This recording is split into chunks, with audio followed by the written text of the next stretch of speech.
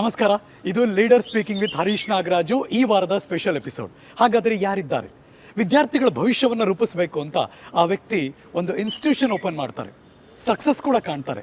ಅದಾದಮೇಲೆ ಏನನ್ನಿಸ್ತೋ ಗೊತ್ತಿಲ್ಲ, ರಾಜಕಾರಣಕ್ಕೆ ಬರಬೇಕು, ಜನರ ಭವಿಷ್ಯವನ್ನು ಬೇರೆ ರೀತಿಯಲ್ಲೇ ರೂಪಿಸಬೇಕು ಅನ್ನುವ ಇಚ್ಛೆ ವ್ಯಕ್ತಪಡಿಸ್ತಾರೆ. ಜನ ಕೂಡ ವೋಟ್ ಹಾಕ್ತಾರೆ, ಅವರು ಜನಪ್ರತಿನಿಧಿಯಾಗಿ ಆಯ್ಕೆ ಆಗ್ತಾರೆ. ಒಂದು ಸಣ್ಣ ಗೆಸ್ ನೀವು ಮಾಡಿರ್ತೀರಾ ಅಂತ ಭಾವಿಸ್ತೇನೆ. ಈ ವಾರದ leader speaking with Harish Nagaraju ಕಾರ್ಯಕ್ರಮದ ಅತಿಥಿ ಚಿಕ್ಕಬಳ್ಳಾಪುರ ಕ್ಷೇತ್ರದ ಮಾನ್ಯ ಶಾಸಕರು ಶ್ರೀ ಪ್ರದೀಪ್ ಈಶ್ವರ್. ಬನ್ನಿ, ಅವ್ರನ್ನ ವೆಲ್ಕಮ್ ಮಾಡ್ಕೊಳ್ಳೋಣ. ಸರ್ ನಮಸ್ಕಾರ. ನಮಸ್ತೆ ಸರ್, ಹೇಗಿದ್ದೀರಿ? ಚೆನ್ನಾಗಿದ್ದೀನಿ ಹರೀಶ್ ಸರ್. ಆಲ್ವೇಸ್ ಚೆರಿಸ್ಮ್ಯಾಟಿಕ್ ಫೇಸ್ ನಿಮ್ಮದು, ಪಾಸಿಟಿವ್ ವೈಬ್ ಓಡಾಡುತ್ತೆ. ವ್ಯಕ್ತಿತ್ವ ವಿಕಸನ, ಪರ್ಸನಾಲಿಟಿ ಡೆವಲಪ್ಮೆಂಟ್ ಅಂದರೆ ಎಲ್ಲ ಸ್ಟೂಡೆಂಟ್ಸ್ಗಳಿಗೂ ಕೂಡ ಭಾಳ ಪ್ರೇರಕ ಶಕ್ತಿಯಾಗಿ ಕೆಲಸ ಮಾಡ್ತೀರಿ ನೀವು. ಈ ಎನರ್ಜಿಗೆ ಏನು ಕಾರಣ? ಫಸ್ಟ್ ಕ್ವಶನ್ ಇದು. Leadership is not A position, it's an action ಅಂತಾರೆ ಸರ್. ಮನುಷ್ಯನಿಗೆ ಐಡಿಯಾಸ್ ಇರುತ್ತೆ, ಓಕೆ, ಎಕ್ಸಿಕ್ಯೂಟ್ ಮಾಡೋ ಶಕ್ತಿ ಯಾವನಿಗಿರುತ್ತೋ ಅವ್ನು ಲೀಡರ್ ಆಗಿ ಎಮರ್ಜ್ ಆಗ್ತಾನೆ. ಕರ್ನಾಟಕದ ರೀಜನಲ್ ಪ್ಲೇಯರ್ಸು ಒಂದು ಸಕ್ಸಸ್ಫುಲ್ ಕೋಚಿಂಗ್ ಸೆಂಟರ್ನ ನಿಜವಾಗ್ಲೂ ಕಟ್ಟಕ್ಕೆ ಆಗಲಿಲ್ಲ. ಆಲ್ ರಾಜಸ್ಥಾನ, ಆಂಧ್ರದವ್ರನ್ನೇ ಜನ ಬಿಲೀವ್ ಮಾಡಂಗೆ ಆಗೋಗಿತ್ತು. ಅಂತ ಒಂದು ಲ್ಯಾಕ್ಯೂನೇ ಇದ್ದ ಟೈಮಲ್ಲಿ ನಾನು ಬಂದು ಇವತ್ತು ನೋಡಿ ಒಂದು ಮಿತ್ತಿದೆ, ಇನ್ಸ್ಟಿಟ್ಯೂಷನ್ ಮಾಡಬೇಕು ಅಂದರೆ 10-20 ಎಕರೆ ಜಾಗ ಇರಬೇಕು. ಕರೆಕ್ಟ್. ನಾನು ಜಸ್ಟ್ 20-30 ಸೈಟ್ ಬಿಲ್ಡಿಂಗಲ್ಲಿ ಇನ್ಸ್ಟಿಟ್ಯೂಷನ್ ಸ್ಟಾರ್ಟ್ ಮಾಡಿದ್ದು. ಈ ಎಲ್ಲ ಮಿತ್ಸ್ನೂ ಪಕ್ಕಕ್ಕಿಟ್ಟೆ. ಫೀಲ್ಡ್ ಇಲ್ಲ, ಗ್ರೌಂಡ್ ಇಲ್ಲ. ನಾನು ಹೇಳಿದೆ, ರ್ಯಾಂಕ್ ಹೊಡಿಬೇಕು ಅಂದರೆ ಸ್ಪೋರ್ಟ್ಸು, ಫೀಲ್ಡು ಆ 1 ಇಯರ್ ಅವಶ್ಯಕತೆ ಇಲ್ಲ. ಆ ಎಲ್ಲ ಅಸಂಪ್ಷನ್ಸಿಂದ ಆಚೆ ತಂದು ಮಕ್ಕಳನ್ನ ಕೂರಿಸಿ ಓದಿಸಿದೆ. ಆ ಲ್ಯಾಕ್ಯೂನೇ ಇತ್ತು. ಇವತ್ತು ರಾಜಸ್ಥಾನ, ಆಂಧ್ರ ಪ್ರದೇಶ ದೊಡ್ಡ ದೊಡ್ಡ ಪ್ಲೇಯರ್ಸ್ಗೆ, ಕೋಚಿಂಗ್ ಸೆಂಟರ್ ಪ್ಲೇಯರ್ಸ್ಗೆ ನಾನು ತಲೆನೋವಾಗಿದ್ದೀನಿ. ಬಟ್ ಕನ್ನಡಿಗರು ಭಾಳಷ್ಟು ಜನ ಪೇರೆಂಟ್ಸ್ಗೆ ನಾವು ಭರವಸೆ ಆಗಿದ್ದೀವಿ. ಅದಾದಮೇಲೆ ಈ ರಾಜಕಾರಣ, ಇದೇ ಬೇರೆ ಪ್ಲ್ಯಾಟ್ಫಾರ್ಮು, ಇದೇ ಬೇರೆ ಮನಸ್ಥಿತಿ, ಇದಕ್ಕೆ ಹೆಂಗೆ ಒಗ್ಗೋಕೆ ಶುರುವಾಯಿತು ನೀವು? ನಾನು ಪಾಲಿಟಿಕ್ಸ್ ಆಗಿ ನನ್ನ ಗುರುಗಳು MC ಸುಧಾಕರ್ ಸರ್ ಕರೆದ್ರು, ಓದೆ.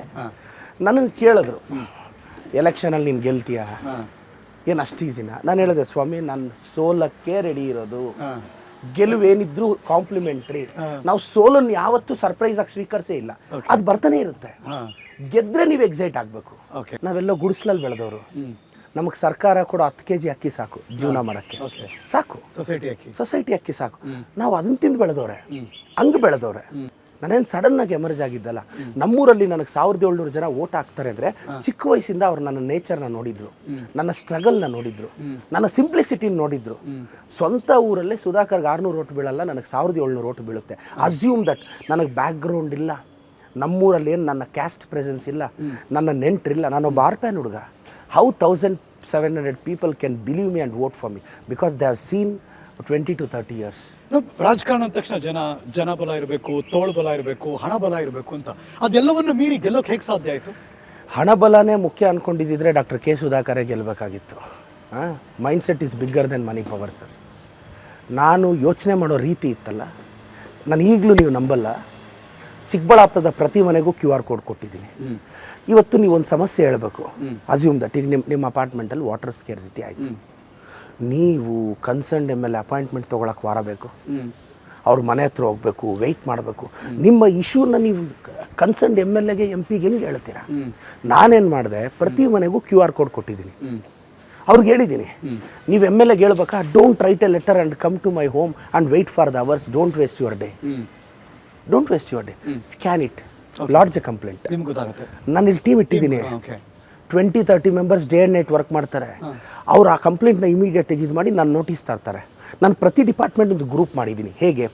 ನಗರಸಭೆ ಕಮಿಷನರು, ನಗರಸಭೆ, UGDಗೊಂದು, ಎಲೆಕ್ಟ್ರಿಸಿಟಿಗೊಂದು, ಈ ಥರ ಒಂದು 45 ಗ್ರೂಪ್ ಮಾಡಿದ್ದೀನಿ. ಆ ಅರ್ಜಿ ರಿಲೆವೆಂಟ್ ಗ್ರೂಪ್ಗೆ ಹಾಕ್ತೀನಿ. By the evening maximum 48 hours ಒಳಗಡೆ ಆ ಕನ್ಸರ್ನ್ಡ್ ಆಫೀಸರು ಸಾಲ್ವ್ ಆಗುತ್ತಾ ಇಲ್ವಾ ಬರೆದು ಬಿಡಬೇಕು. ಇದೆಲ್ಲ ಅಧಿಕಾರಕ್ಕೆ ಬಂದಾಗ ನೀವು ಮಾಡೋಕ್ಕೆ ಸಾಧ್ಯ ಆಗುತ್ತೆ. ಅಧಿಕಾರದಲ್ಲಿ ಇಲ್ವೇ ಇಲ್ಲ, ಫ್ರೆಶ್ ಕ್ಯಾಂಡಿಡೇಟು ರಾಜಕಾರಣಕ್ಕೆ ಎಂಟ್ರಿ ಕೊಡ್ತಿದ್ದಾರೆ, ನಿಮ್ಮನ್ನು ಬಿಲೀವ್ ಮಾಡೋಕ್ಕಾದ್ರೂ ಹೇಗೆ ಸಾಧ್ಯ ಆಯಿತು ಅಂತ ನನ್ನ ಪ್ರಶ್ನೆ ಸರ್. ಯಾವತ್ತು ನೋಡಿ, ನೀವು ಒಂದು ಸಾಹಸಕ್ಕೆ ಕೈ ಹಾಕಿದಾಗ ಇಲ್ಲ ನಿಮ್ಗೆ 100% ಗೊತ್ತಿರಬೇಕು, ಇಲ್ಲ ಏನೂ ಗೊತ್ತಿಲ್ಲದೆ ಇರಬಾರ್ದು. ಯಾಕೆ ರಾಜಕಾರಣದಲ್ಲಿ ಭಾಳಷ್ಟು ಜನ ಯಂಗ್ಸ್ಟರ್ಸ್ ಸೋಲ್ತಾ ಇದ್ದಾರೆ ಗೊತ್ತಾ? ಮತ್ತು ಪಾಲಿಟಿಕ್ಸ್ಗೆ ಬರೋ ಹುಡುಗರಿಗೂ ನಾನೊಂದು ಮೆಸೇಜ್ ಕೊಡ್ತಾ ಇದ್ದೀನಿ. ನೋಡಿ, ನಿನಗೆ 100% ರಾಜಕೀಯ ಒಳ ಅರಿವು ಗೊತ್ತಿದ್ರೆ ಬಾ, 50-60% ಬಂದರೆ ದೇವರಾಣಿ ಬರಕ್ಕೆ ಹೋಗ್ಬೇಡ, ಸಫರ್ ಆಗಿಬಿಡ್ತೀಯ. ಮತ್ತು ಜನ ಬೈದರೆ, ಪಬ್ಲಿಕ್ ಬೈದರೆ, ಸೋಷಿಯಲ್ ಮೀಡಿಯಾದಲ್ಲಿ ಬೈದರೆ ತಟ್ಕೊಳ್ಳೋ ಶಕ್ತಿ ಪ್ರದೀಪ್ ಈಶ್ವರ್ಗೆ ಇದ್ದಷ್ಟೇ ಭಾಳಷ್ಟು ಜನ ಯಂಗ್ಸ್ಟರ್ಸ್ಗಿಲ್ಲ. ನನ್ನನ್ನು ಬಾಯಿಗೆ ಬಂದಂಗೆ ಬೈದರು, I look my troll, I feel happy. ಅನುಕ್ಷಣದ ಸುದ್ದಿಗಳಿಗಾಗಿ Vistara news YouTube channel subscribe ಮಾಡಿ. ಹೊಸ ಸುದ್ದಿಗಳ ನೋಟಿಫಿಕೇಶನ್ಗಾಗಿ ಬೆಲ್ ಐಕಾನ್ ಕ್ಲಿಕ್ ಮಾಡಿ. ಲೇಟೆಸ್ಟ್ ಅಪ್ಡೇಟ್ಸ್ಗಾಗಿ www.vistaranews.com ವೆಬ್ಸೈಟ್ಗೆ ವಿಸಿಟ್ ಮಾಡಿ. ಅಂಗೈಯಲ್ಲೇ ಜಗತ್ತಿನ ಸುದ್ದಿ ತಿಳಿಯಲು Vistara news Kannada app download ಮಾಡಿ.